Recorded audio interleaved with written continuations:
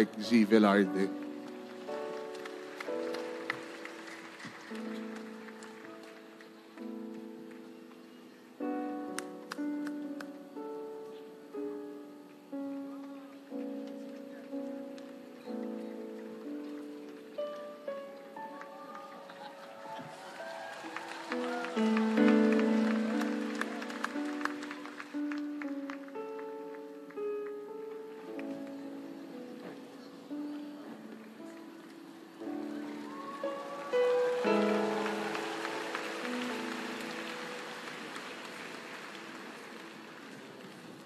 Find your partner. Find your partner. Ayon sa ating servant leader, sa ating pagpalakpak, lahat tayo'y nagagala. Sa Diyos tayo'y umasa at sumampalataya na lahat ng ating hinihingi ngayon na ating tatanggapin. Find your partner ayon sa ating servant leader at sa ating pagpalakpak, lahat tayo'y nagagala. Sa Diyos tayo'y umasa at sumampalataya na lahat ng ating hinihingi ngayon na ating tatanggapin. Find your partner ayon sa ating servant leader at sa ating pagpalakpak, lahat tayo'y nagagala. Sa Diyos tayo'y umasa at sumampalataya na lahat ng ating hinihingi ngayon na ating tatanggapin. Find your partner ayon sa ating servant leader at sa ating pagpalakpak, lahat tayo'y nagagala. Sa Diyos tayo'y umasa at sumampalataya na lahat ng ating hinihingi ngayon na ating tatanggapin. Find your partner ayon sa ating servant leader at sa ating pagpalakpak, lahat tayo'y nagagala. Sa Diyos tayo'y umasa at sumampalataya na lahat ng ating hinihingi ngayon na ating tatanggapin.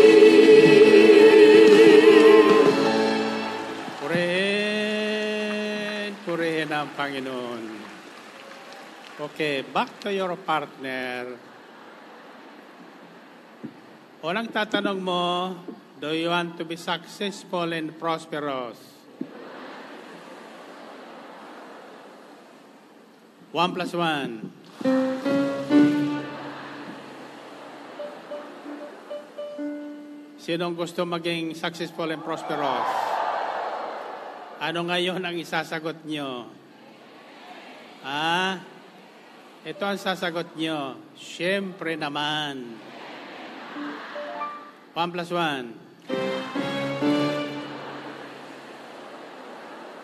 3 plus 3. Yan. If you want to be successful and prosperous, ano ang sasabihin mo sa huli?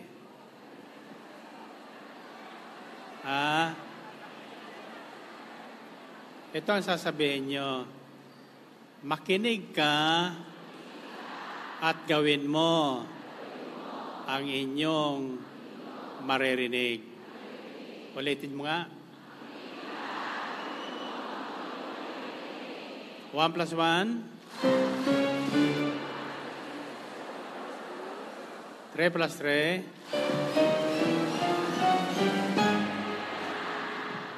7 plus 7.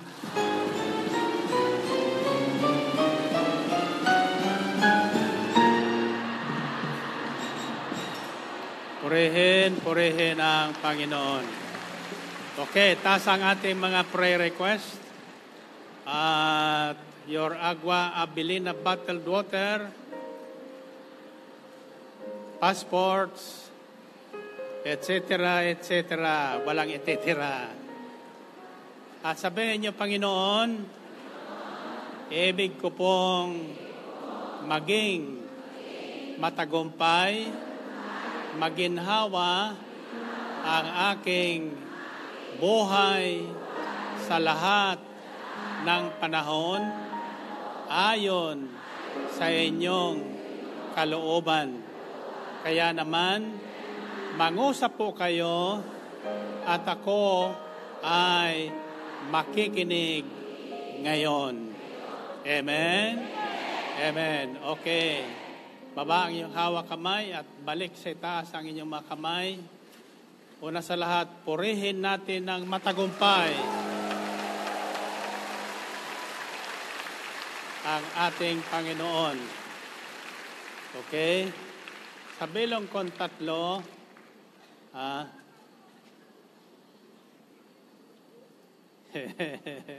ano gusto niyong gawin? Dede pa kayo. Dede pa. Hanggang sa mabangga ang katabi mo. Tatlong ulit. Sasabihin mo, matagumpay, matagumpay, matagumpay ang ibig ko. Isa, dalawa, tatlo.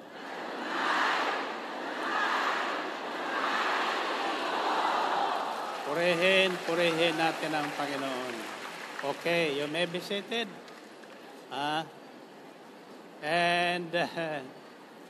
Pakinggan niyo muna ang kwentong ibabahagi ko sa inyo. Natatandaan niyo kung kayo po ay marunong sa history o sa science, sino ang inventor ng mga bombilya ng ilaw? Thomas Edison. Thomas Edison. Pakinggan niyo po ito. Sound daw. Mahina. Huwag kayo maingay para maririnig niyo ang sound. Okay? Sapagkat ayaw kong sisigaw. Mas naririnig yung pabulong. Amen? Pag hindi naririnig, ibig sabihin yan, may takip ang inyong tainga. Anong tawag doon sa takip sa tainga? Anyway. So, Thomas Edison was a scientist. One day, mayroon siyang factory, lumang factory na ng kanyang pagawaan ng mga bombilya ng ilaw. Isang gabi, biglang nasunog ang kanyang pagawaan. Nasunog ang kanyang pagawaan.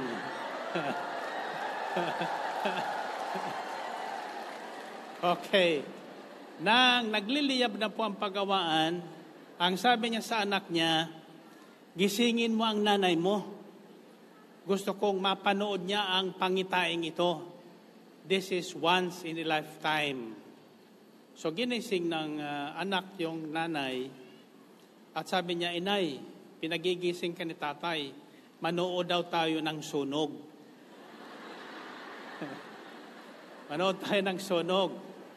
Anyway, nang makita nung asawa ni Edison, ang nasusunog yung paggawaan nila.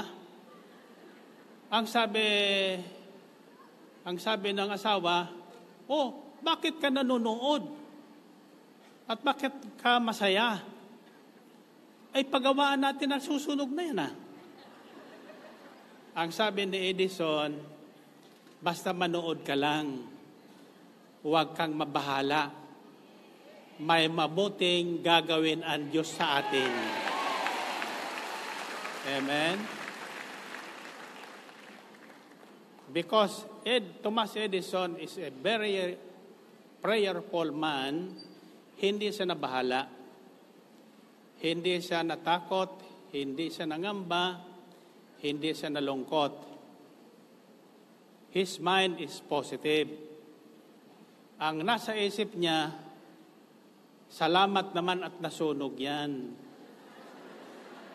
Mapapalitan ko ng bago yan. Amen. So, siguro alam nyo na nangyari. Well, anyway, kagabi, madaling araw, mga 1:30, may makulit na kumukuliling doon sa cellphone ni Sister Belen. So, nagising siya. Narinig ko doon sa tumatawag, sabi niya, Ma'am, nasusunog po ang Agua Abilina. Ang planta ng Agua Abilina, nasusunog po. So, dali-dali naman, sabi niya, di tawagan mo yung bumbero. Bakit ako ang tinatawagan mo? Yung bumbero, tawagan mo. Well, anyway, sabi niya sa akin, diyan ka lang at pupunta ko sa planta. Sabi ko, sasama ko. So, nagising kami ng 1:30. Pagdating namin dyan, nagkakagulo na, malakas na talaga ang apoy. Pero pinagmamasdan ko yung apoy, iba-ibang direksyon. Minsan papunta dito sa left side, minsan naman papunta yung usok doon sa right side. Anyway, naupo ko sa isang tabi. Nasilip ko ng mga media. Nasilip ako ng mga taga-ABS-CBN, taga-JMA. Sabi niya, si Brother magpala ito. Pwede ho ba kayong matanong? Sabi ko, bakit? Kanino po ang building na nasusunog na yan kako sa akin? Sabi nila, magkano po ang halaga niyan? Kako 40 million lang. Ano ang laman yan? Kako dyan nakapwesto yung mga nagtitinda na mga paninda dito. Sa halip na makinig, nagtitinda. Hallelujah.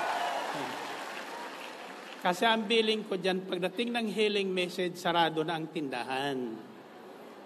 Pagkatapos marami po naririnig na reklamo na mainit daw, masikip daw. Sabi ko naman sa isip-isip ko, paano ko naman paluluwagin yan? Nandiyan kayo. Amen ba? Ala ka naman, sunugin ko yan.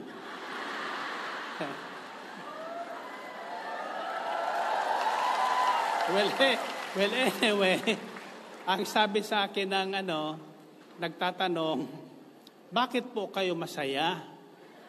Nasunugan na kayo. Bakit kako? Nasunugan na nga, malulungkot ka pa? Kumusta niya mga tao, kako, awa ng Diyos, wala naman nasaktan. Sapagkat hindi po mga tulog yan, naghahanda yan ng paninda bukas.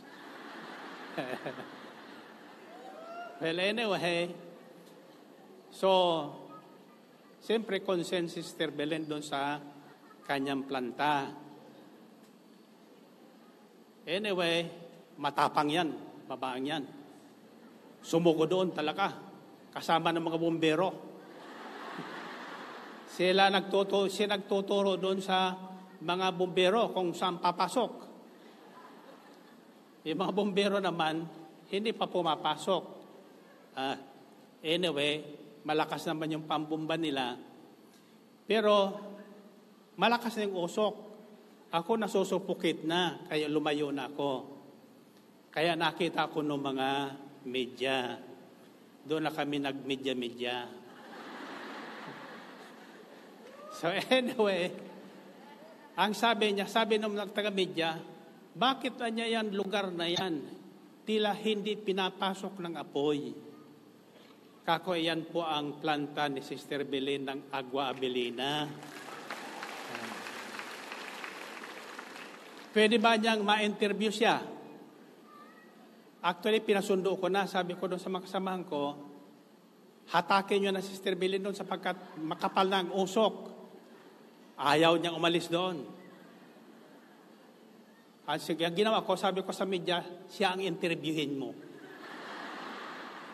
Nang makita yung mga media, tatanungin siya, umalis na siya, lumapit sa akin. So ang nakapagpali sa kanya, hindi ako, kundi yung media. Ayaw niyang pa-interview sa media. But, the thing is like this. Ang tanong niyang sa aking huli, ano maipapayo niyo sa mga nanonood ngayon? Ang sabi ko, ang sinasabi sa Biblia, lagi kayong manalangin at lagi kayong handa. Bakit? Hindi natin alam kung ano mangyayari sa kinabukasan o sa susunod na sandali. Anything can happen in a split second. Ang Diyos lamang ang nakakaalam ng lahat ng bagay. Amen? Now, binuksan ko po yan sapagkat marami nagtatanong, nangungumusta sa akin. Kumusta ka na? Kumusta ang blood pressure mo? Well, kako, normal naman. Ay, ikaw, lalo kung normal naman ako. Sabi ko, kahapon, nung sa amin jogging, sabi ko sa makasamang ko mga ngaral, basahin nyo ang aklat ni Joshua chapter 1, from verses 1 to 9. Makikita nyo doon kung ano ang ibig ng Diyos na mangyari sa mga taong nagmamahal sa Kanya. Sa mga taong sa Kanya ay nakikinig at sumusunod. First is, kapag tinawag ka ng Diyos, ito ang tandaan mo, ibig na ibig niyang ikaw ay maging successful and prosperous. Ayaw niyang ikaw ay mabigo. Ikaw ay malogi. God wants us to be successful and prosperous. Kaya lang, may ipinagbilin siya kay Joshua. Tatandaan nyo, maraming Israelita na kasama ni Moses, na kasama pa si Moses na hindi po nagmana ng promised land. Hindi nakapasok sa lupang pangako. Bakit? Bakit?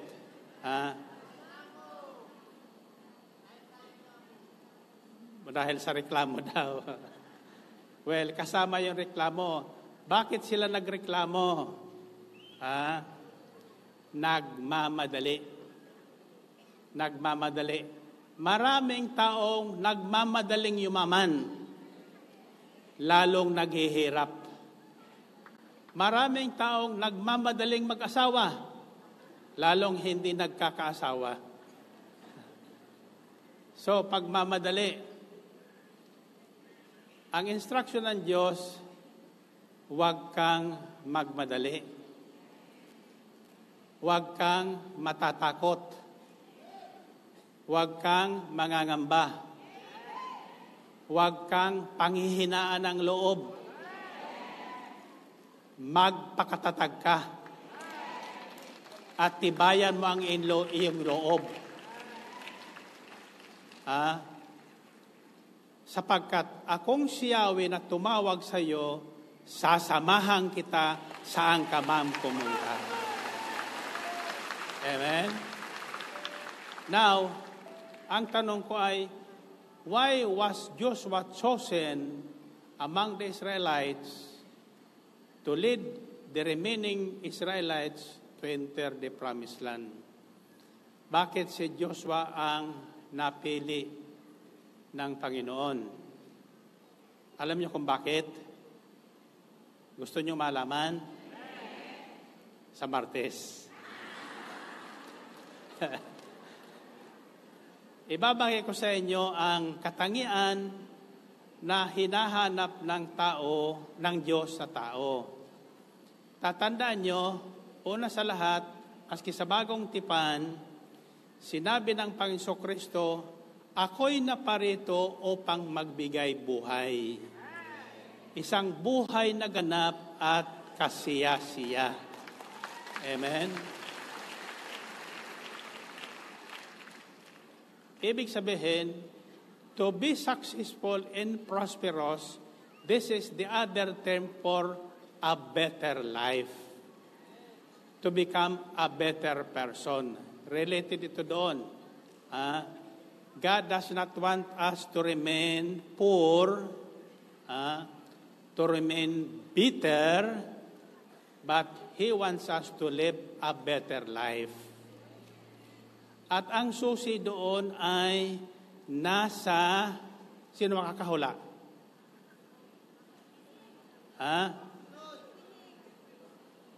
Nasa pakikinig. Nasa pakikinig. Kanina, hindi ko alam na ang mga reading ay related sa topic na ito. Ang isa doon na paulit-ulit na binigyan ng diin ng ating pare kanina ay yung pagtawag kay Samuel. Sa unang tawag, hindi maunawaan ni Samuel sapagkat hindi niya kilala ang Diyos. Nang tawagin si Samuel, hindi niya kilala ang Diyos. Ang kilala niya ay ang tinig ng saserdote na kanyang pinaglilingkuran, si saserdote Eli. Kaya akala niya sa gabing yon, ang tumatawag sa kanya ay si Eli. Kaya bumangon siya at pumunta siya kay Eli. Ano po yon? Bakit niyo po ko tinatawag? Anong sabi ng saserdote? Hindi kita tinatawag. Wala kong sinasabi. Bumalik ka sa pagtulog. Baka nanaginip ka lang. Pero ulit, tinawag uli si Samuel. Samuel, Samuel. Gising na naman siya, takbo na naman siya doon kay Eli. Pakinggan niyo po ang processing ito na hindi po nabigyan ng diin kanina ng ating pare. Sapagkat normally, hindi talaga alam ng tao na ang Diyos ang tumatawag sa kanya. Pero may ginagamit ang Diyos na tinig na familiar sa inyo, familiar sa atin. Kaya doon tayo tumutugon. So, ng pangatlong tawag, naisip na ni Eli, baka ang Panginoon ang tumatawag sa batang ito. Kaya tinuruan na niya, o sige, balik ka sa higaan mo. Pag narinig muli ang tinig, sabihin mo, mangusap po kayo, Panginoon, at makikinig ang inyong lingkod. Diba? Mangusap po kayo, Panginoon, at makikinig ang inyong lingkod. So tumawag uli ang Panginoon. Dahil sa instruction po ni Joshua, ni Eli, sinunod niya ang instruction ni Eli. In other words, si Samuel ay may pusong masunurin, may taingang marunong makinig. Hindi lang niya alam kung saan nang gagaling ang tinig. Kaya nang pangatlong tawag na sa kanya, sinunod niya ang sinabi ng pinaglilingkuran niyang saserdote si Eli. Panginoon, magsalita po kayo at ako, ang inyong lingkod ay makikinig. So nagsalita na ang Panginoon kay Samuel. Saka lang nakilala ni Samuel ang Diyos na pinaglilingkuran ng kanyang saserdoteng Eli. Ang tinig ay kasing tinig kahawig doon sa kanyang pinaglilingkuran. Nakakilala. Kumbaga, nasusundan niya ba? Now, ipinaliwanag sa atin kung paano natin makikilala ang panawagan ng Diyos. Kailangan matutuhan nating makinig at pakinggan ang tunay na tinig at panawagan ng ating Diyos. At yun naman ay sa pamamaraan ng mga taong tinawag na una ng Panginoon. Kaya yung unang pakinig ni Samuel, tinig ni Eli ang kanyang naririnig. Sapagkat doon siya pinagkatiwala ang kanyang ina na nangakong ihahandog niya sa Panginoon, si Samuel. Ngayon, dalhin natin sa ating kapanahunan. Marami po tayong tinig na maririnig. Now, paano natin matatandaan kung ang tinig na yon ay tinig na nanggagaling sa Diyos? Tinig na ginagamit ng Diyos. Ang sa palatandaan sa Biblia, ang sabi ng Panginoon, ang lahat na aking tinawag, hindi magsasalita para sa kanilang sarili. Ang sasabihin nila ay patutunayan ko sa kanila. Patutunayan ko sa kanila sa pamagitan ng ano? Sa pamagitan ng tanda at mga himala. Amen ba? So sa ating kapanahonan, itong aking laging dalangin bago kong lalabas sa ganitong gawain. Panginoon, wala po kong alam. Naririto ako para ihayag ang kalooban mo sa mga taong naghahanap at ibig makasunod sa iyong kalooban. Mangusap po kayo, bigyan niyo ko ng lakas at tapang ng loob sapagkat wala po kong nalalaman. Sundan niyo po ng tanda at kababalaghan ang taong makikinig at tatalima sa inyong utos. Sa inyong utos. Kaya, yung nakikinig at tumatalima, yung iba naman nakikinig, pero hindi tumatalima. Bakit? Ang unang sasabihin niya, gawa-gawa mo lang yan, pakulo mo lang yan. So, hindi na niya maintindihan. Kung intindihin man niya, hindi niya masusunod. Bakit? May harang na agad. Sasabihin, mahirap yan. Mahirap yan. Pag sinabi mong mahirap, huwag ka nang gagawa ng hakbang, mahihirapan ka talaga. Pero pag sinabi mong, susunod ako, ano man ang mangyari, tutulungan ka at sasamahan ng Diyos. Amen ba? Kaya, sino nakikinig? Sinong tatalima? Pag sinabi ko sa inyo, susundin nyo?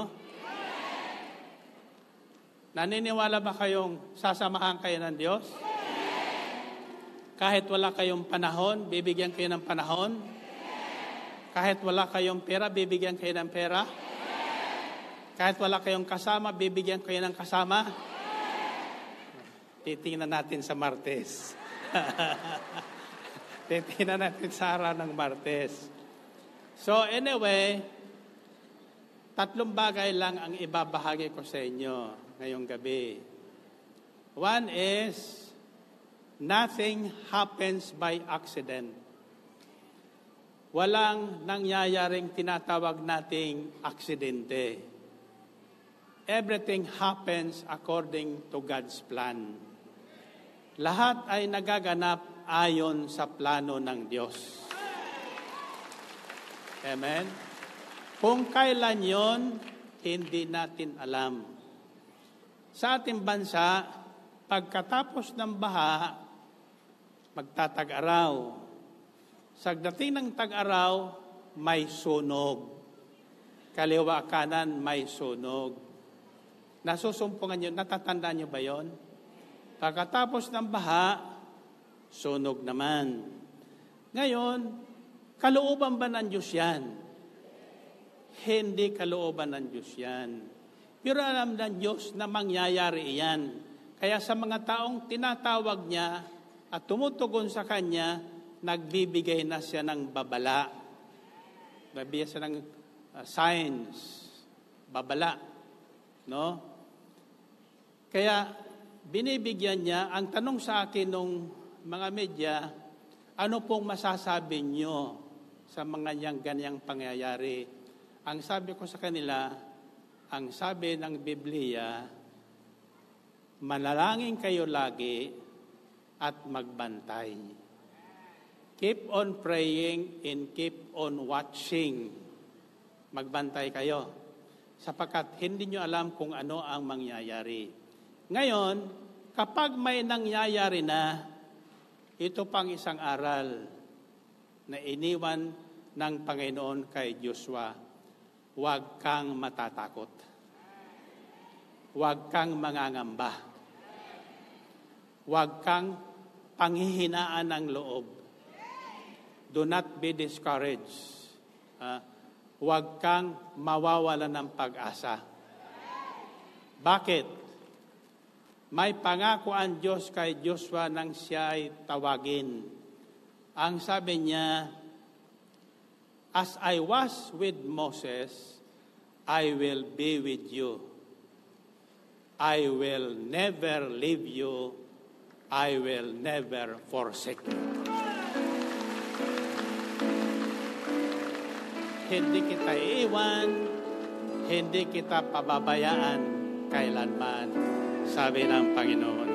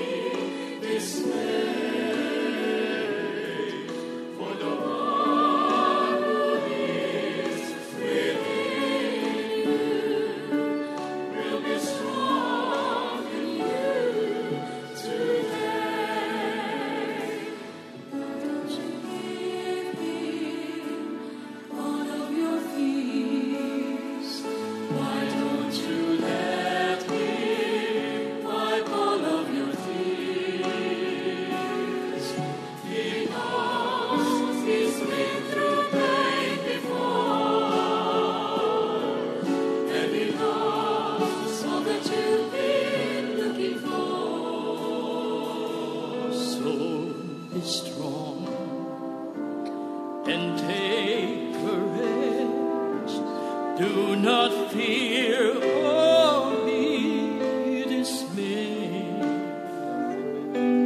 for the Lord will go before you, and His light will show the way.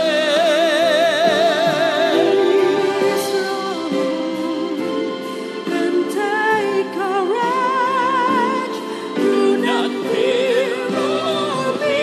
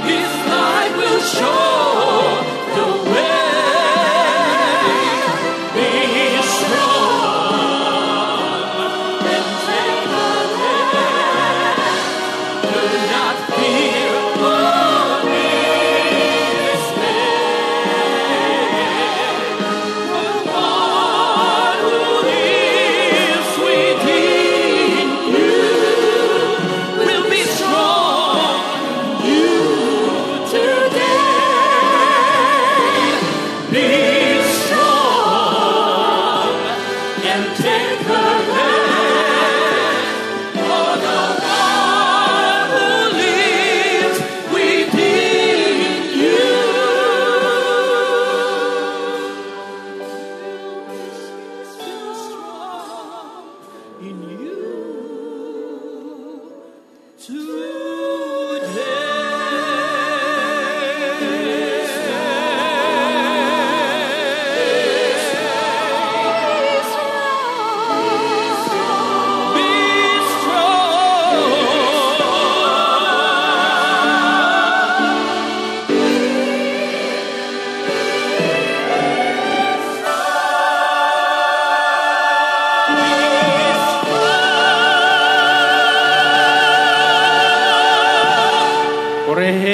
Purihin ang Panginoon.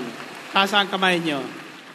So ang utos ng Panginoon ay magpakatatag ka. Lakasan mo ang iyong loob. Huwag kang mawawala ng pag-asa sapagkat akong si Yahweh, sasamahan kita. Sasamahan kita. That is the secret of Joshua. Why Joshua succeeded in entering the promised land. Nakatuon ang isip, puso ni Joshua sa utos ng Diyos.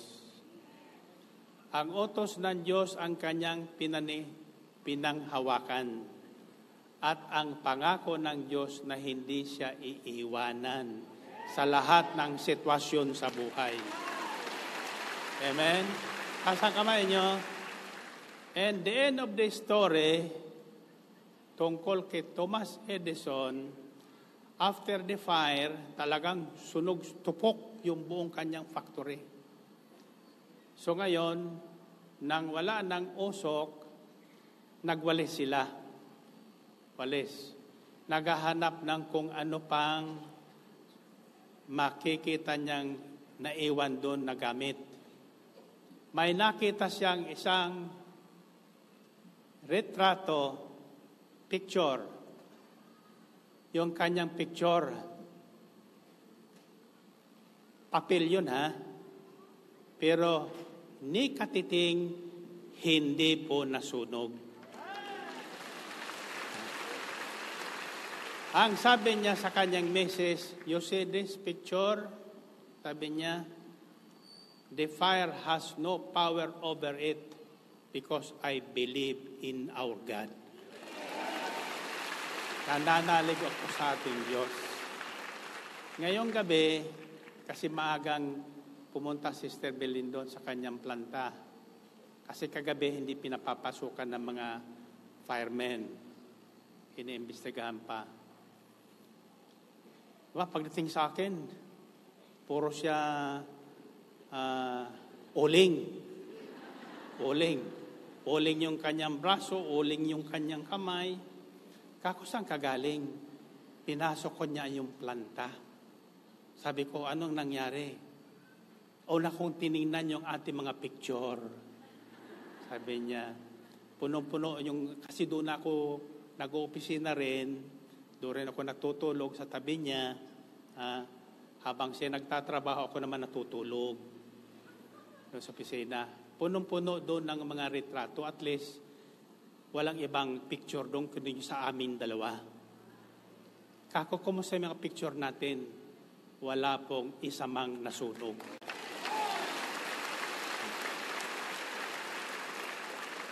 Kako, kumusta naman yung mga tangke ng tubig?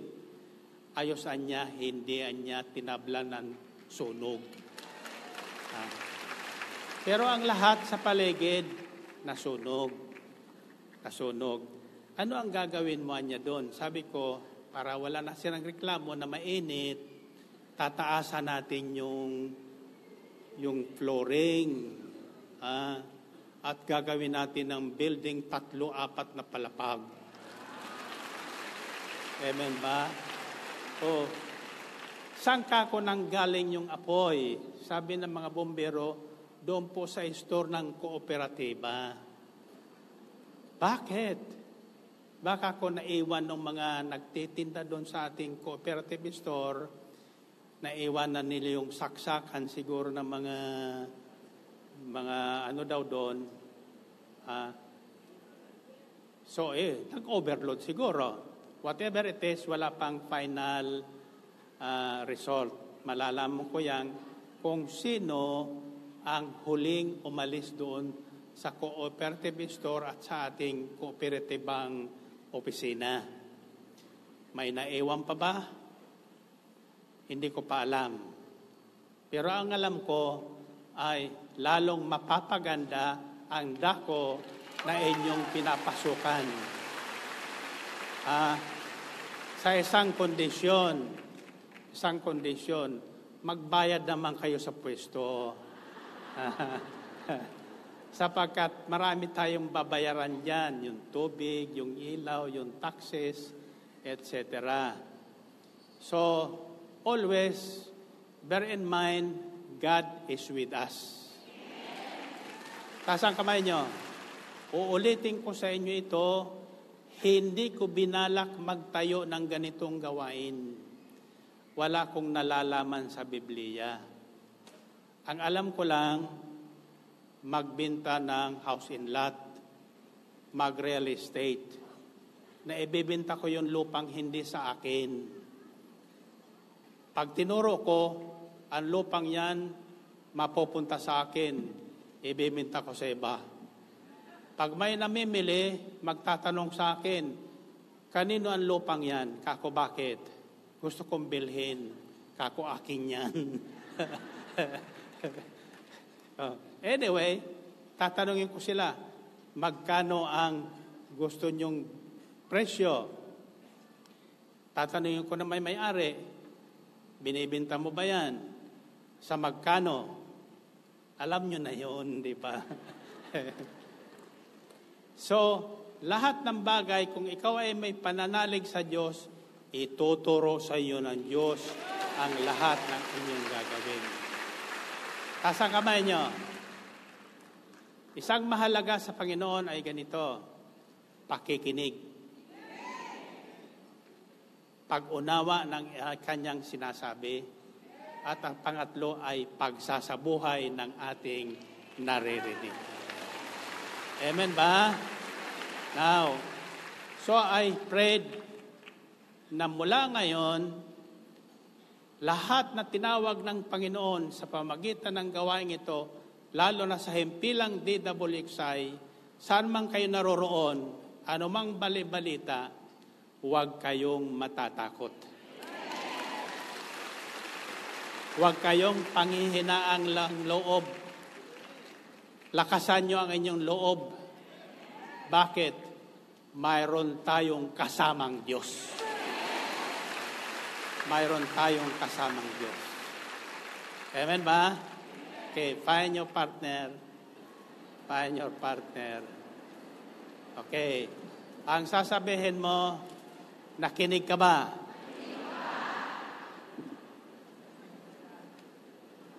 1+1. Pangalawa, sasabihin mo, ano ang narinig mo? 1+1. 3+3.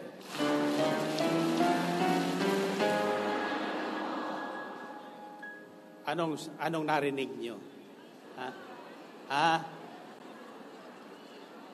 Ito ang sasabihin nyo, Soli. Babalik tayo tuwing Martes at Sabado. 1+1. 3+3. 7+7.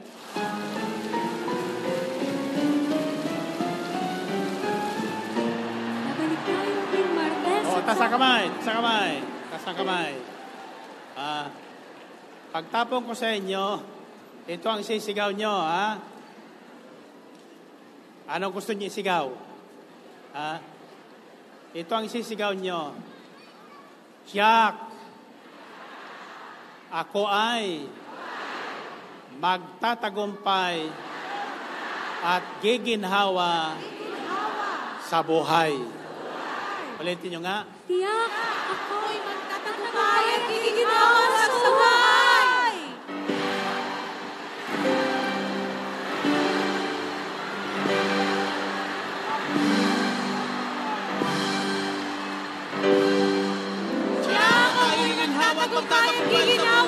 God you.